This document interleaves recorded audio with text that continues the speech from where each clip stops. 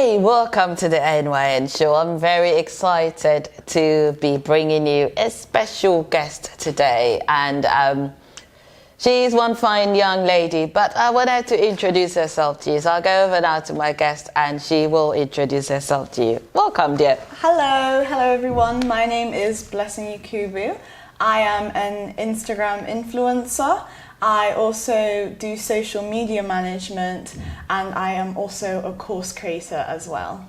That's excellent. So we've got Blessing Yakubu, and she's an influencer, a media creator, and social media manager. Yeah. Social media manager. So Blessing, it's very nice to have you on the NYN Show. Yeah. Tell me a bit more about your background. So you are Blessing. How old are you to start with? I am 19. So turned 19 just yesterday. Really exciting. And I am originally from Ghana. Me and my family moved to England when I was 3, and we actually used to live in South Yorkshire. So we lived way up north. And it was then that my mum started to notice cultural differences, because up north it's very white. So I was there, I was the only black person in my primary school. So those types of things, my mum said, no, we're going to move down to London and you're going to be with other black people. And we've been here ever since. That's interesting. So Blessing, from what you've told me, you were born in Ghana. Mm-hmm. You lived there until you were 3 and you came to England, and you came to England and didn't come straight to the black populated areas. You went to Yorkshire, and that's when your mummy thought that at some point, you know, you must come to London, get mixed up with your own a little bit. I think sometimes it works the other way around for some people. They start off in London and they think, oh God, I want to run away from all the chaos in London to go somewhere very far away from London. But in your family situation, it's the other way around. Yeah. So you've talked about your mum. Mm-hmm. Do you have any siblings? Do you have a dad? Tell me a bit more about that side of you, please. So I have 2 siblings. My sister's name is Vanessa, and she will be talking with you next, I believe. Yes. And I also have a young brother. His name is Yamdana, and we kind of at the moment are trying to get him into hobbies and trying to essentially find for him to do something and maybe join us in our business as well. And I've also got my mum, who got me and Vanessa started in this whole thing, or at least has supported us in this whole thing. And then my dad, who cheers from the sidelines. Oh, that's great. So you've got a family, you've got a sister, you've got a brother, and of course there is you in terms of children or siblings, and then you've got your mum and your dad. I like the fact that you said your dad cheers from the side. So obviously it's mainly you, your mum, and your sister doing stuff, and the boys are trying to cheer from the side. And you said you want to get Yamdana, your little brother, involved in this at some point. How old is your sister and how old is Yamdana? Vanessa is 16 and Yamdana is 12. So I'm the oldest out of all of us. Yeah. The oldest, and you are 19. Yeah. You talked about early life in Ghana, and you came when you were 3. Do you have any memories of Ghana, and what are they? I have memories of recent trips. So back in 2019, me and Vanessa went to Ghana for the first time in about 5 or 6 years. So that was quite nice. We got to go visit family, and my grandma lives in Ghana as well. So it was nice to see her and just kind of get back to where we come from, essentially. I have actually a really funny story about this. When we first moved to England, after a couple of years, we went on a trip back to Ghana. And when I tell you, I literally was in South Yorkshire, like just with a bunch of white people. The first thing I said when we got off the plane, I turned to my mum. I must have been about 6 or 7. And I go, why are there so many black people here? Oh. As in, like, I was in such an environment that, like, I wasn't even used to seeing black people. She was like, we are in Africa. Obviously, we're going to see loads of black people. But at that time, it didn't register with me because I was just so used to being around white people. Oh, that's great. Thanks for sharing that with us. So, do you know any Ghanaian languages then?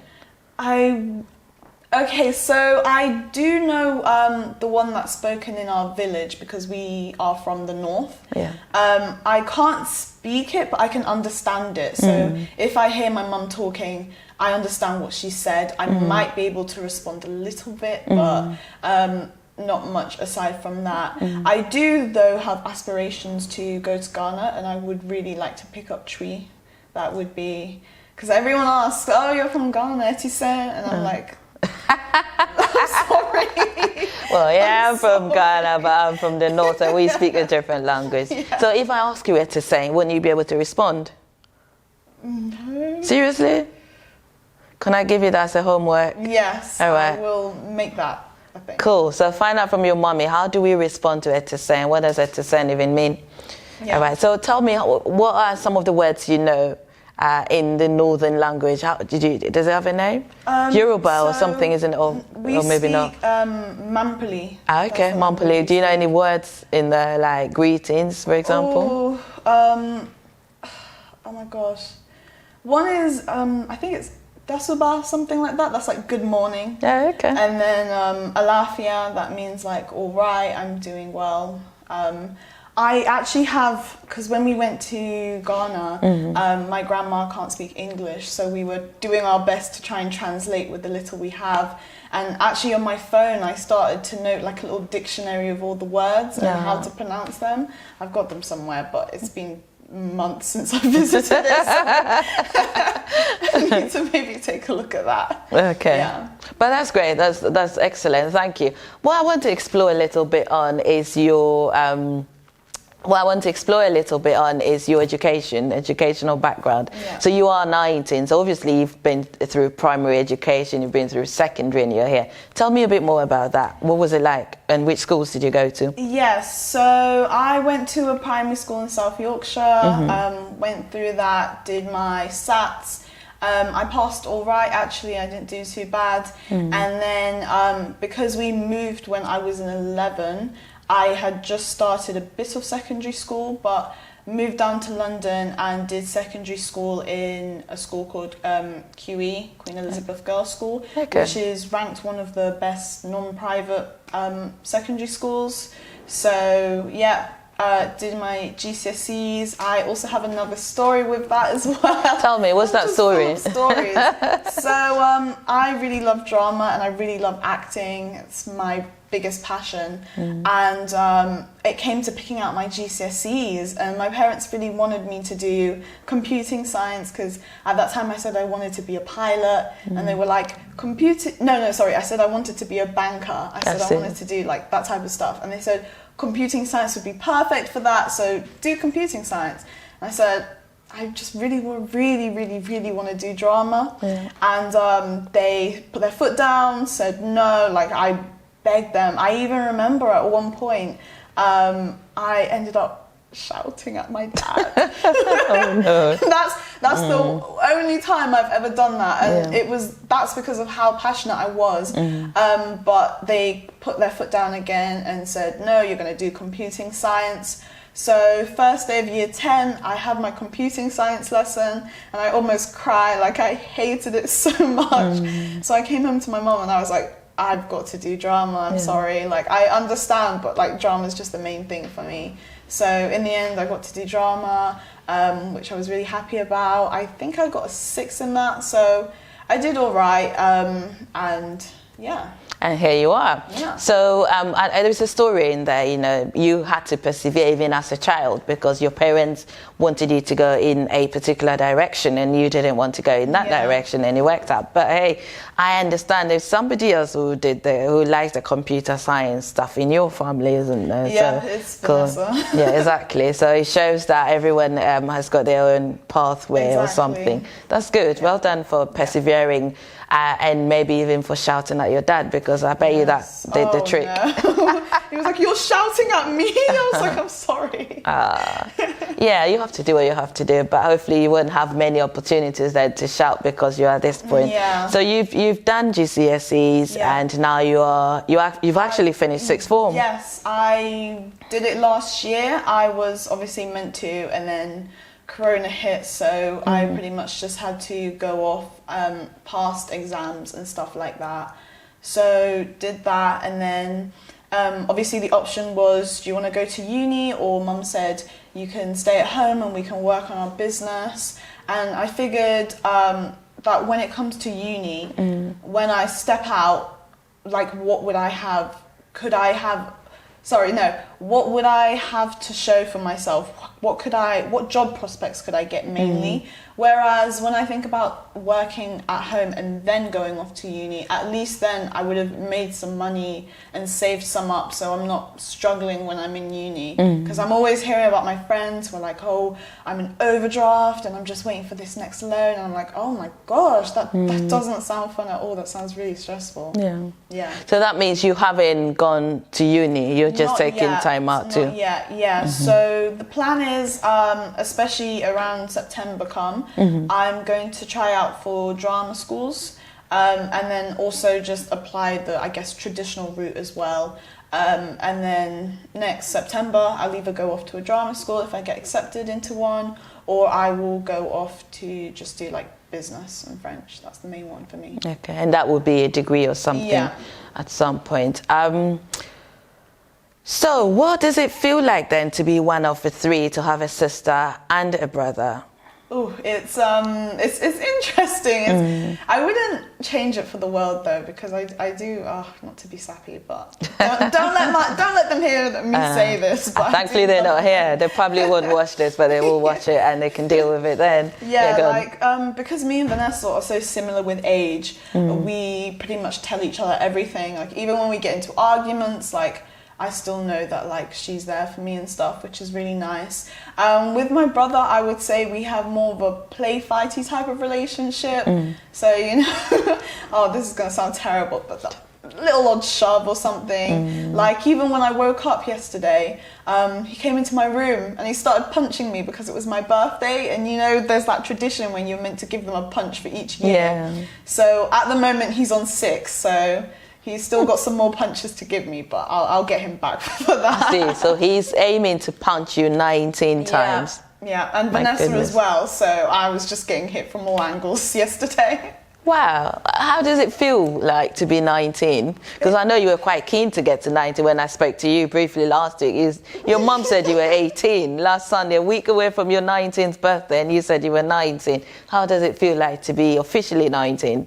Honestly, it doesn't feel any different. I think with 18, obviously I'm like officially an adult, so and then with 20, that's like 20, that's like actually being an adult. But I feel like 19 is just a weird type of mix up of both, where I'm kind of just like, I'm adulty, but I guess I could also get away with a couple of things as being childish. But yeah, I always like to say I'm the trendsetter in the family because I'm the one who does it first. I'm the one who will be 20 first. I'm the one who will be 25 first. So that's what I've got going. Do you feel or not that there is a sense of responsibility for being the first child? Oh yeah, for sure. My mum likes to say I broke boundaries because I was a bit of a troublesome child. So like I said with the whole GCSE things, because of that, when Vanessa came around to picking her GCSEs, my parents were so much more open to that. When it comes to things like Vanessa saying she wants to go to parties, my parents are like, oh, okay, we've been through this with Blessing, so you get it easier. But also I would say things like, especially when I was doing my academics, there was a bit of a pressure to be like, okay, do as much as you can, if that makes sense. Like, go for it, because obviously you're the oldest, and also out of my cousins, I'm the oldest too. So I kind of get put on this pedestal, like, oh, Blessing is the oldest, she should be doing the most, that type of stuff. That must be hard, because if you screw up, then everybody's going to go down with you then. I've had too many, well, not anymore, but when I used to get in trouble, which would be like once every odd moon or whatever, I'd always say to my parents, like, I'm good 90% of the time, and that like 10% that I'm not good, you just want to hound on me for it. It's really annoying. I see. Thank you for sharing that. I want to talk a bit more about your business and what you do, because I know you do social media stuff. There is this thing you've gotten in with your family to do a family business. As you're not going to university now, can you tell me a bit more about what you're doing business-wise? Yep, so I have an Instagram account that I run and created that posts skincare and beauty, and because of that account, it basically taught me the ins and outs of Instagram, how to grow an account on Instagram, and shout out to my mum for being able to reach out to people and stuff. Mummy. Because I don't know how she does it, but because of that, we've had so many opportunities to talk, do interviews like this.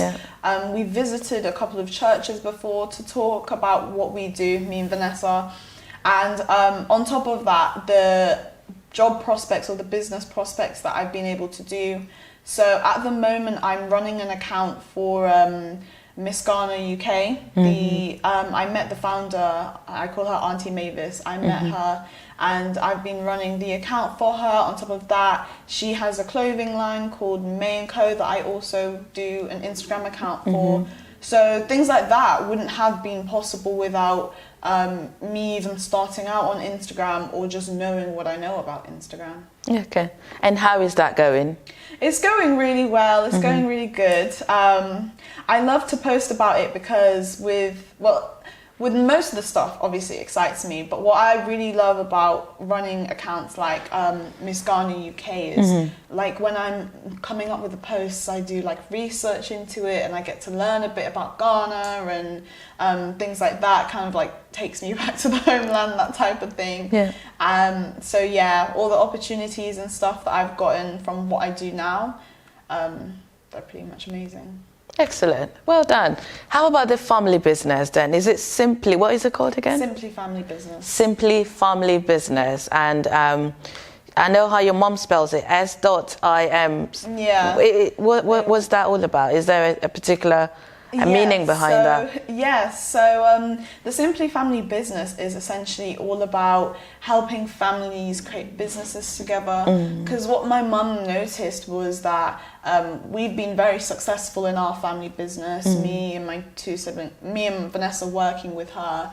And she realised that there are a lot of parents out there who maybe want to start businesses with their children or be connected with that children in that way. And unfortunately, they just don't know how to. So the Simply Family Business, oh gosh, why has it lost my...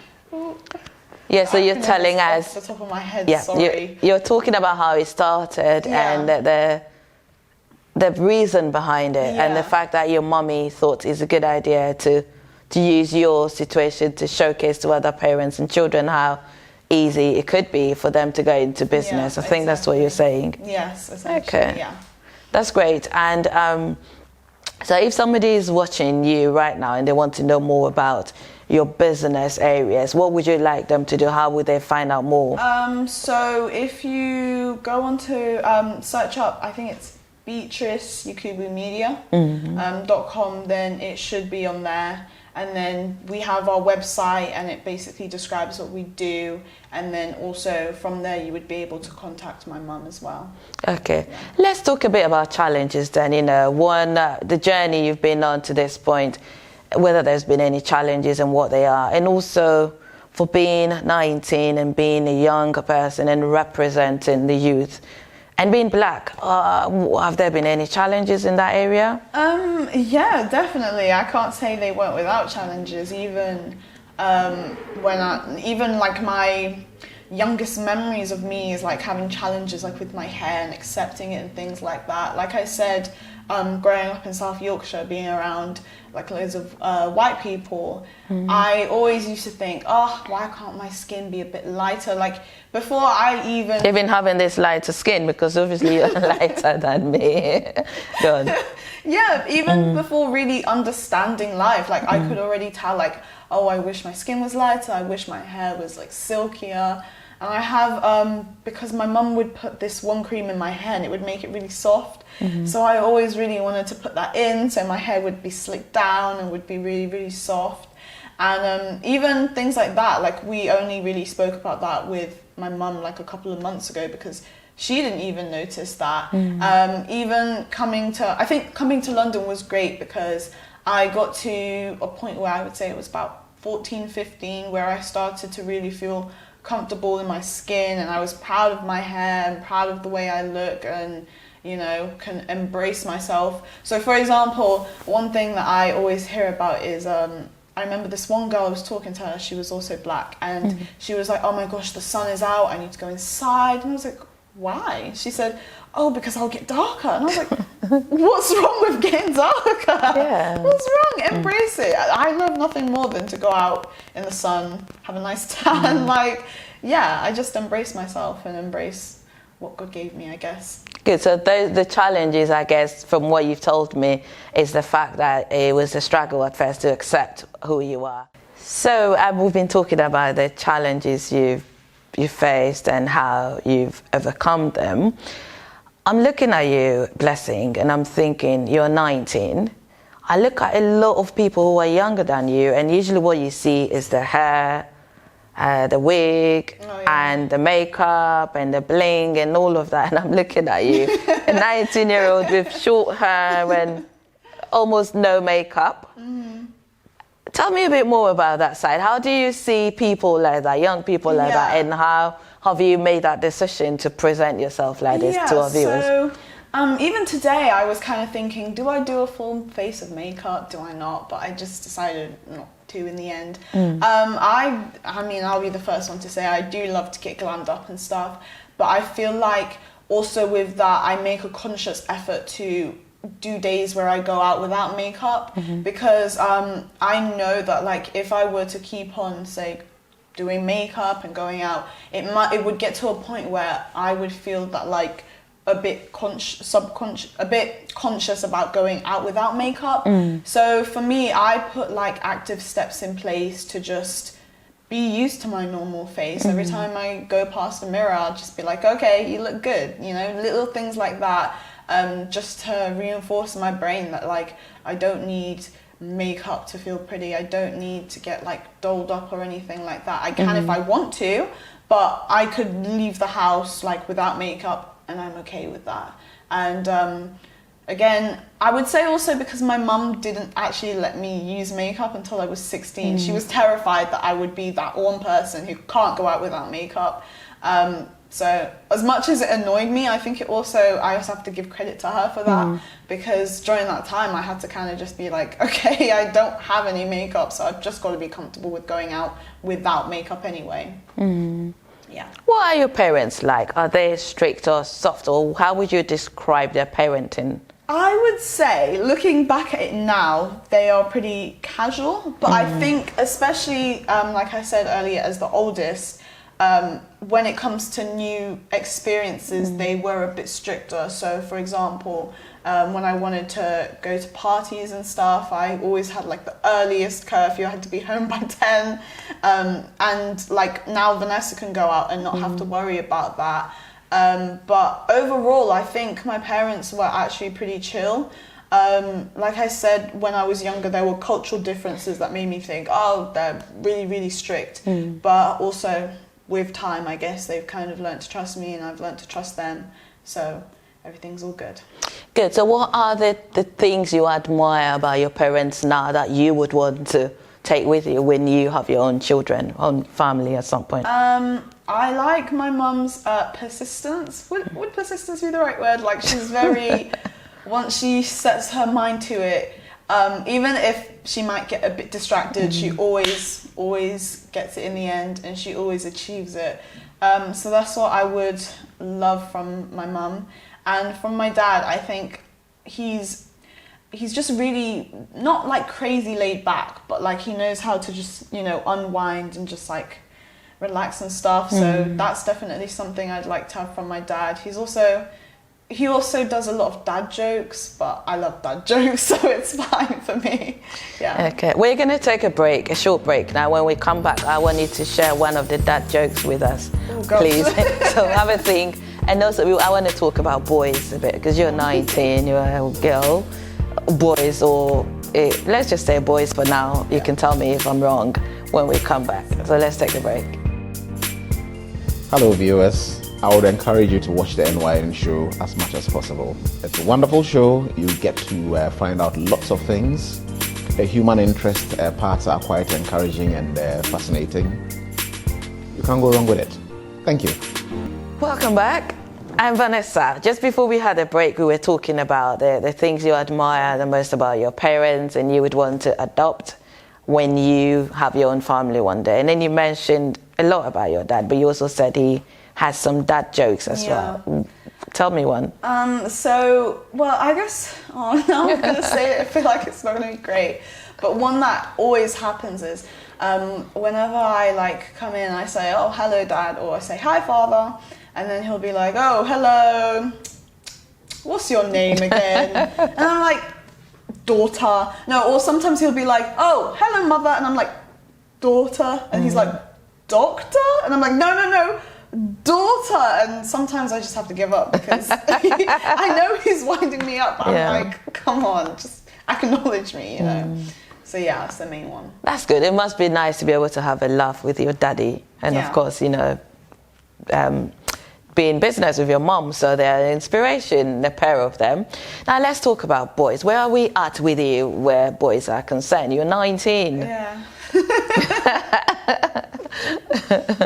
I'm not really looking for anyone. I've never actually really looked for anyone or anything of that sort because in my mind I'm very set on the whole idea of if I'm gonna date someone, it would be like to get married.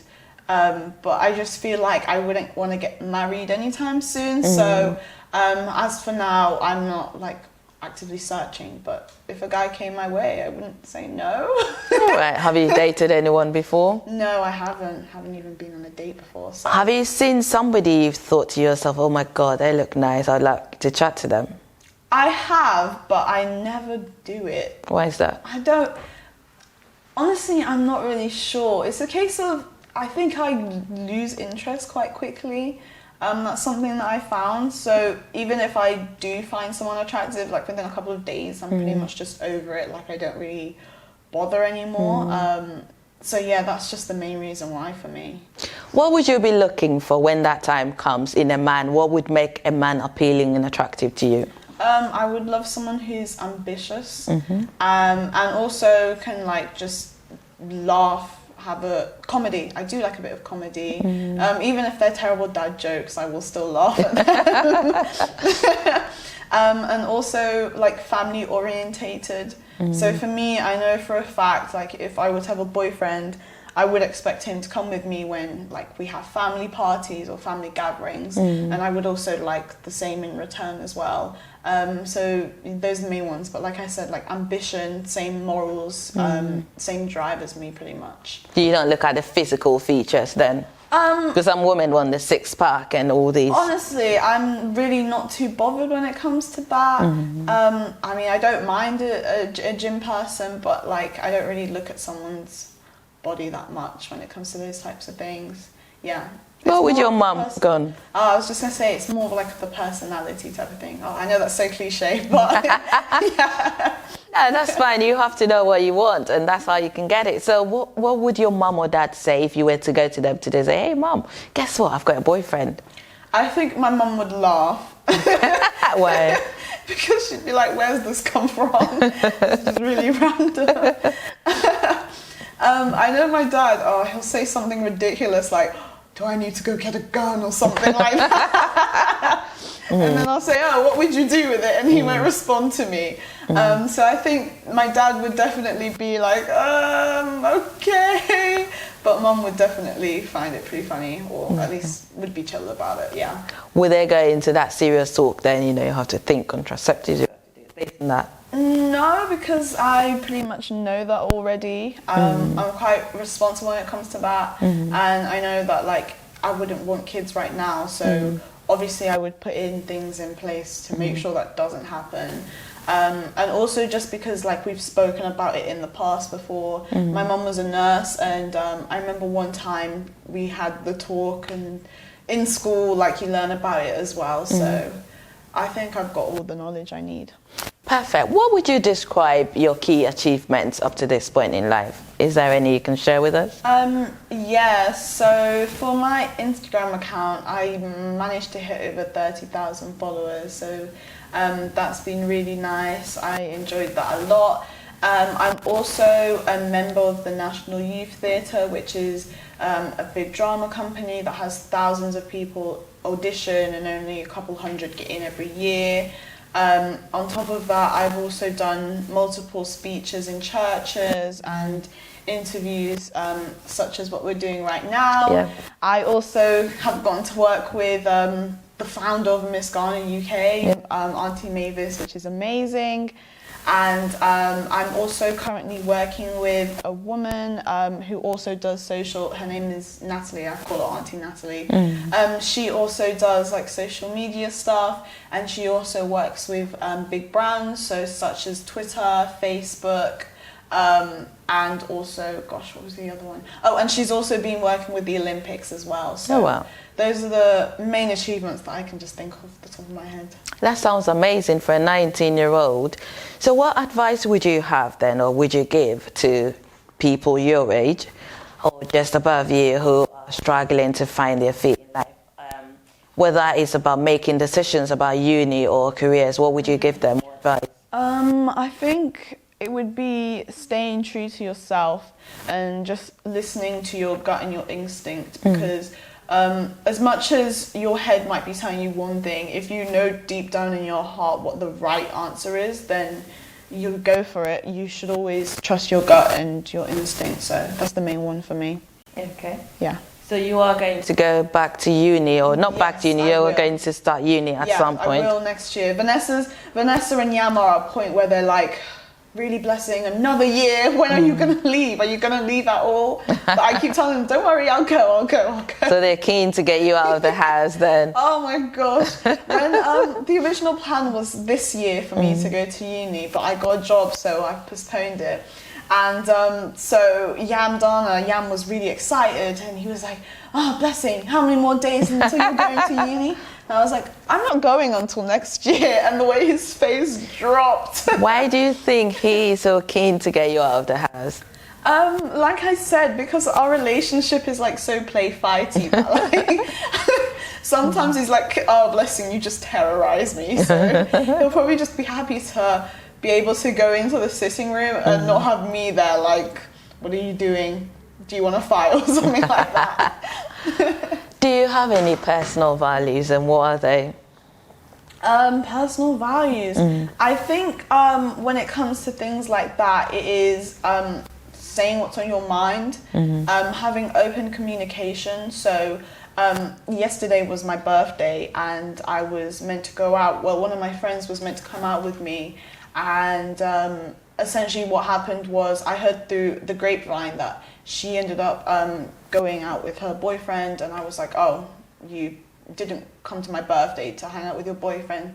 So I was kind of upset, and I realized that, oh, being upset isn't gonna cut it out. So I literally just sent her a message. I said, this is what I've heard, just explain to me what happened. Like, I don't want to be mad, but I am a bit like upset, and that's all. And by doing that, we were able to patch things up really easily, and like we're seeing each other next week, so it's fine. But if I hadn't have had the communication like that, I feel like I would have probably just ignored her, and then like it would have just been really awkward. So that's the main one for me. Okay, thank you for sharing. I think we've come to the end of our chat, but there is this short, quick game that I want us to play. All right. But before I share the game quickly, is there anything else you want to say? What are your key takeaways from this? I just want to say thank you for having me here. First things first. Also, thank you for last week and being able to be on the radio show. Like Rainbow Radio is something we used to listen to when we were younger. We would always talk about it. So to actually be on it was kind of surreal. And just having opportunities like this as well are really amazing. So yeah, thank you for that. You're very welcome, and thank you for accepting the call. We are going to have your contact details on the screen for viewers to look at, just in case they want to get in touch with you. But just quickly then, tell me, heads or tails? Heads. Okay. Ghana jollof rice or Nigerian jollof rice? Ghana jollof rice. Why is that? Because I'm Ghanaian. Come on. So if you had to pick between mummy or daddy, who would you go for?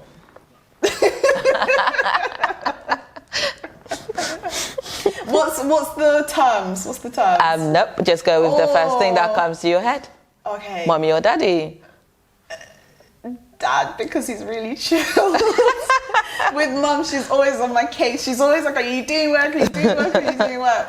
But when I'm with dad, I can just sit and just be like, oh, okay, we can talk. Oh, cool. But yeah. So Instagram or Facebook? I know which one you're going to go for.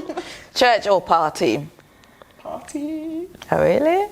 All right. So lastly then, but not the least, a brother or a sister? Oh my gosh. I'll say a brother. Really? He'll cry if I don't. All right. On that note, Blessing, it's been a real blessing having you on the NYN Show. I look forward to chatting to you at some point again, whether on my radio show on Rainbow Radio or in this space on the NYN Show. So good luck. And I look forward to, in a few years' time, when you come back, you could share more beautiful, inspirational stories with us. God bless you. Thank you for having me. You're very welcome. This is the end of my chat with a Blessing. And I hope you found it useful. And if it excites you and inspires you to want to share your story, then please do get in touch. And we'll be happy to have you on the NYN Show. So take care, good luck, and see you soon. Bye.